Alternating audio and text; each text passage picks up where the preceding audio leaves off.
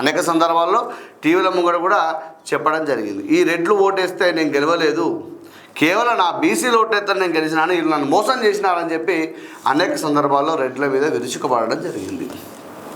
అయితే ఇక్కడ మీరు గమనించదగ్గ విషయం ఏంటంటే మిత్రులారా, మీరు చూడండి, ఇక్కడ ఎమ్మెల్సీ ఎన్నికలు జరిగినప్పుడు ఇక్కడ ఇప్పుడు నిన్న మన టీచర్స్ ఎలక్షన్ జరిగినాయి, అలాగే ఇప్పుడు పట్టభద్రుల ఎన్నికలు జరుగుతూ ఉన్నాయి. ఒక మల్క కుమరయ్య గారు గెలవడం జరిగిందని మిగతా రెండు చోట్ల కూడా రెడ్డినే మాత్రమే అక్కడ లీడ్లో కనబడుతూ ఉన్నది.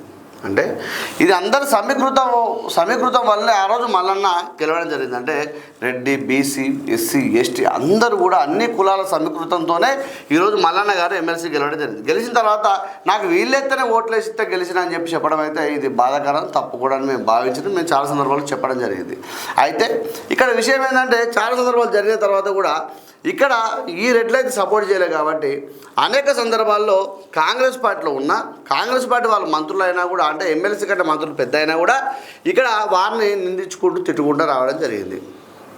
రైట్. అయితే ఇక్కడ వారికి ఒక అస్త్రంగా ఇక్కడ దొరికింది ఏంటంటే, కులగణన జరిగినప్పుడు ఆ పేపర్లు ఏదైతే చెప్పినాడో అంటే ప్రజల్లోకి వ్యతిరేక భావజాలాన్ని తీసుకుపోయిందనే ఉద్దేశంలో కూడా, అంటే మంత్రులు తిట్టినా సపరేట్గా ఉన్నారు, పార్టీ వ్యతిరేక కార్యక్రమాలు చేసినా కూడా సపరేట్గా ఉన్నారు. కానీ ఈ కులగణన ఏదైతే అస్త్రం దొరికిందో పేపర్ చెప్పి కులగణన అంటే దేశంలో ఎక్కడ లేనిది తెలంగాణ రాష్ట్రంలో కూడా కాంగ్రెస్ పార్టీ చేసింది.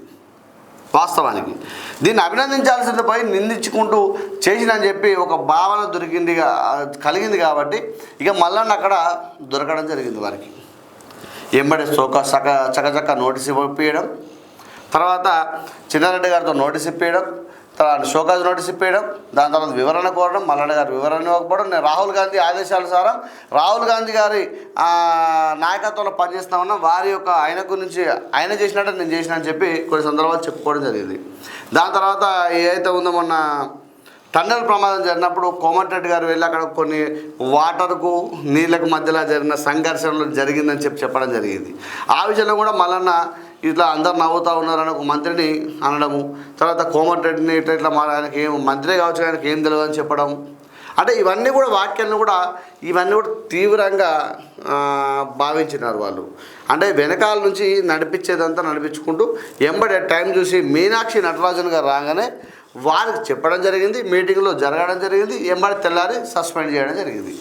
వెనకాల ఉన్నంత జానారెడ్డిని కూడా అనేక రకాలుగా విమర్శించినాడు మల్లన్న.